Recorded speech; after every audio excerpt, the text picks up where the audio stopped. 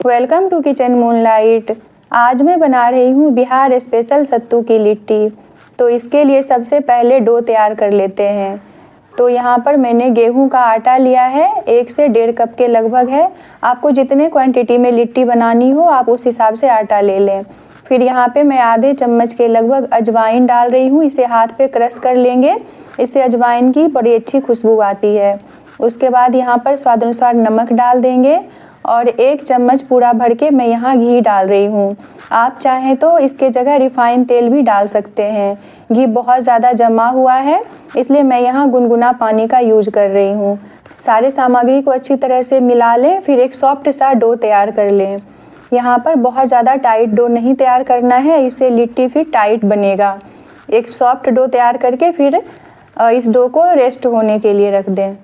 इसके बाद अब हम लिट्टी का फिलिंग तैयार कर लेते हैं। तो इसके लिए मैंने यहाँ पर 2 मीडियम साइज़ का प्याज लिया है, उसे छोटे छोटे पीसेस में कट करके चॉपर में डाल देंगे।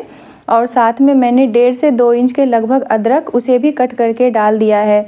फिर 3 हरी मिर्च लिया है, उसे भी इसमें डाल देंगे। तो तीखा आपको जितना पसंद हो उस हिसाब से आप डाल दें। तो हरी मिर्च तोड़ कर डाल दिया है। साथ में 10-12 लहसुन की कलियाँ, उसे भी डाल देंगे और सबको बारीक चॉप कर लेंगे।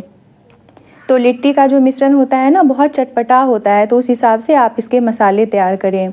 तो सत्तू की क्वांटिटी जितनी हो उस हिसाब से डालें। तो मैंने यहाँ पर 2.5 बड़े चम्मच सत्तू लिया हुआ है, तो उस हिसाब से मैंने इसके लिए प्याज, हरी मिर्च वगैरह डाला है।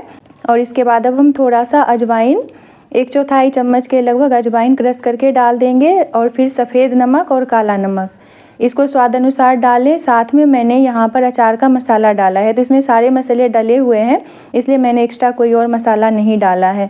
अगर आप अचार का मसाला नहीं डालते हैं तो उस जगह पे आप नींबू का रस ज़रूर से डालें। मैंने यहाँ पर थोड़ा सा पानी का छींटा डाला है और सबको एक साथ मिक्स कर लें और फिर टेस्ट भी कर लें कि कैसा है। तो यहाँ पर सत्तू का मिश्रण तैयार हो गया और उसे मैंने टेस्ट भी कर लिया, तो उसका नमक वगैरह सारा बराबर था। तो उसे मैंने साइड किया और तब तक में आटा भी सेट हो गया था। तो इसे फिर से 1-2 बार मैंने मसल कर चिकना कर लिया और फिर उसके बाद इसकी छोटी छोटी लोइयाँ तैयार कर लेंगे।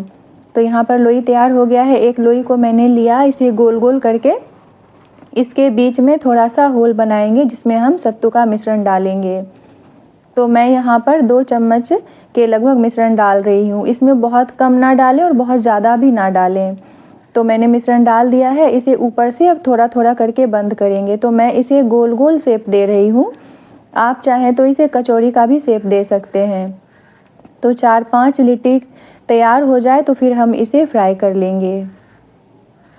तो इसके बाद अब हम एक कढ़ाई में थोड़ा तेल गर्म कर लेंगे और उसमें अब हम लिट्टी डाल देंगे। तो यहाँ पर तेल बहुत ज़्यादा गर्म नहीं होना चाहिए, हल्का ही गर्म रहना चाहिए और गैस का फ्लेम लो टू मीडियम ही होना चाहिए। अगर बहुत ज़्यादा तेल गर्म हो जाएगा तो लिट्टी जल जाएगा ऊपर से और अंदर से वो कच्चा ही रह जाएगा।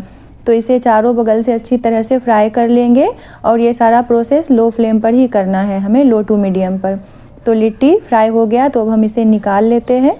अब हम इसकी प्लेटिंग कर लेते हैं। तो यहाँ पर लिट्टी डाल देंगे और इस लिट्टी को ना सरसों के चटनी के ही साथ खाया जाता है, तो फिर साथ में हम यहाँ पर सरसों का चटनी डाल देंगे।